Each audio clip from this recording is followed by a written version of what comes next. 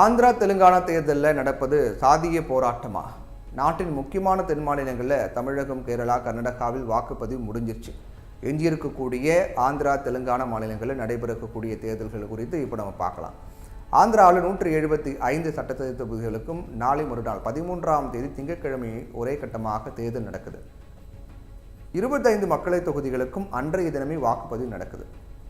ஆந்திராவில் ஒய்எஸ்ஆர் காங்கிரஸின் ஜெகன்மோகன் ரெட்டியின் ஆட்சி நடைபெற்று வருது. ஆரம்பத்தில் சுறுசுறுப்பாக பல்வேறு மக்கள் நலப் பணிகளை ஜெகன்மோகன் மேற்கொண்டார். 5 தலைநகரங்கள், சமூக நீதி என்கிற பெயரில் 5 துணை முதலமைச்சர்கள் என்றெல்லாம் ஆரவாரமாக அறிவித்தார். ஆனால் நாளடைவில் சந்திரபாபு நாயுடு மீதான பழிவாங்க நடவடிக்கைகள், வழக்கம் போல கட்சியினரின் முறைகேடுகள், நிர்வாக முறையில் மக்களுடைய அதிருப்தி ஆகியவை ஜெகன்மோகனுக்கு எதிராக திரும்பிச்சு. சட்டப்பேரவையிலேயே சந்திரபாபு நாயுடுவையும் அவரது மனைவியும் கூட இழிவாக பேசுவது, அவரது வீட்டை இடிப்பது போன்றவையும் சந்திரபாபுக்கு அனுதாபத்தை தேடி தந்திருக்கிறது. அதே நேரத்தில் பாஜக உடனும் சேராமல் காங்கிரஸ் உடனும் சேராமல் இருந்த ஜெகன்மோகனுடைய சகோதரி ஷர்மிளா காங்கிரஸில் இணைந்து அதனுடைய மாநில தலைவராக மாறிட்டாங்க. இதுவும் ஜெகன்மோகனுக்கு ஒரு பெரிய மைனஸ் பாயிண்டாகவே இருக்குது. ஆந்திராவினுடைய புலிவெந்துலா சட்டசபை தொகுதியில் முதலமைச்சர் ஜெகன்மோகன் ரெட்டி போட்டியிட்டார். இந்த தொகுதியில் தெலுங்கு தேசம் கட்சியினுடைய பிட்டெக் ரவி அவருடன் மோதுகிறார். ஜெகன்மோகன் ரெட்டிக்கு எதிராக துருவகுமார் ரெட்டியும் புலிவெந்துலாவில் களமிறக்கியிருக்காங்க காங்கிரஸ். அதே போல் புலிவெந்துலா சட்டசபை தொகுதியை உள்ளடக்கிய கடப்பா மக்களவை தொகுதியில் ஒய்எஸ் ஷர்மிளா களம் காண்கிறாங்க. தெலுங்கு தேசம் தலைவரும் முன்னாள் முதல்வருமான சந்திரபாபு நாயுடு மீண்டும் தமிழர்கள் அதிகம் வசிக்கக்கூடிய குப்பம் சட்டசபை தொகுதியில் போட்டியிடுறார். 1989ஆம் ஆண்டு முதல் தொடர்ந்து குப்பம் தொகுதி அவர் கோட்டையாக வச்சிருக்கார்.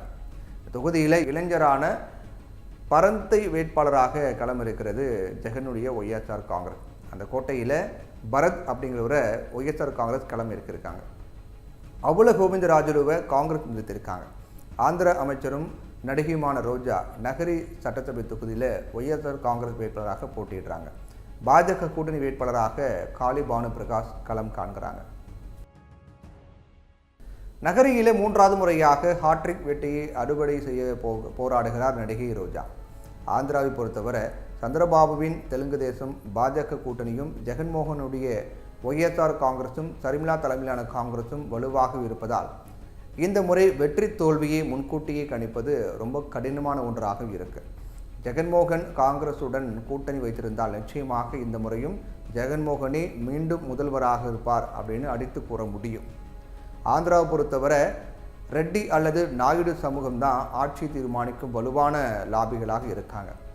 இருந்தாலும் ஆந்திர மக்கள் என்ன முடிவெடுக்கிறார்கள் அப்படிங்கிறத பொறுத்திருந்து பார்க்கலாம். இன்னொரு தென் மாநிலமான தெலுங்கானாவில் ஆளும் காங்கிரஸ் பிரதான எதிர்க்கட்சியான பிஆர்எஸ் மத்தியில் ஆளும் பாஜகன்னு 3 கட்சிகளுமே வலுவான மோதுவதால் மும்முனை போட்டி பலமாக இருக்கு. அடிலாபாத், பெத்தப்பள்ளி, கரீம்நகர், நிஜாமாபாத், மெதக், மல்காஜ்கிரி, செகந்திராபாத், ஹைதராபாத், செவல்லா, மஹத்பூர் நகர், நல்கொண்டா, நாகர், கர்னூல், புவனகிரி, வாரங்கல், மஹ்பூபாபாத், கம்மம், ஜாஹிராபாத் உள்ளிட்ட 17 மக்களவை தொகுதிகள் இங்கே இருக்கு. கடந்த மக்களவைத் தேர்தலில் டிஆர்எஸ் தற்போதைய பிஆர்எஸ் கட்சி 9 இடங்களையும் பாஜக 4 இடங்களையும் கைப்பற்றியது. காங்கிரஸ் கட்சிக்கு 3 தொகுதிகள் கிடைச்சது. ஓவைசியின் மஜ்லிஸ் கட்சி வழக்கம் போல ஹைதராபாத் தொகுதி கிடைச்சது. தெலுங்கானா மாநிலம் அமைந்த பிறகு சட்டசபை தேர்தலில் வென்று முதல் முறையாக ஆட்சி கைப்பற்றி இருக்கிறது காங்கிரஸ். மக்களின் கோரிக்கை ஏற்று தெலுங்கானாவை உருவாக்கி தந்த காரணத்தாலேயே ஆந்திராவில் காங்கிரஸ் செல்வாக்கு இழந்தது. தெலுங்கானா மாநிலத்திலும் மாநில உருவாக்கத்திற்கான போராட்டத்தில் முன்னணியில் இருந்த சந்திரசேகர ராவ் ஆட்சியை கைப்பற்றினார். 2 முறை தொடர்ந்து முதலமைச்சராக இருந்த அவர் மீது வாரிசு அரசியல் ஊழல் புகார்கள் வந்ததால் கடந்த சட்டசபை தேர்தலில் ஆட்சியை பறிகொடுத்தார். காங்கிரஸ் அதிகாரத்தை கைப்பற்றியது. இதனால் மக்களவைத் தேர்தலையும் அதிக இடங்களை கைப்பற்ற வேண்டிய கட்டாயம் காங்கிரஸுக்கு இருக்கு. இழந்த செல்வாக்கை மீட்க சந்திரசேகர ராவனுடைய பிஆர்எஸ் கட்சி போராடுறது. தென்னிந்தியாவில் வலுவாக காலூன்ற முடியும் அப்படின்னு பாஜக நம்புகிற மாநிலங்களில் ஒன்று. இதனால் காங்கிரஸ், பிஆர்எஸ், பாஜகன்னு 3 கட்சிகளுக்கிடையே கடுமையான மும்முனை போட்டி தெலுங்கானாவில் நிலவுது. இப்போதைய நிலவரப்படி தெலுங்கானா மக்களவைத் தேர்தலில் காங்கிரஸ் முதலிடமும் பிஆர்எஸ் கட்சிக்கு 2ஆம் இடமும் பாஜகவிற்கு 3ஆம் இடமும் கிடைக்கலாம் அப்படின்னு எதிர்பார்க்கப்பட்டது. இங்கே பழங்குடியின மக்களும் மிகவும் பிற்படுத்தப்பட்ட மக்களுமே தேர்தல் முடிவை நிர்ணயிப்பதில் முக்கிய பங்கு வகிக்கிறாங்க.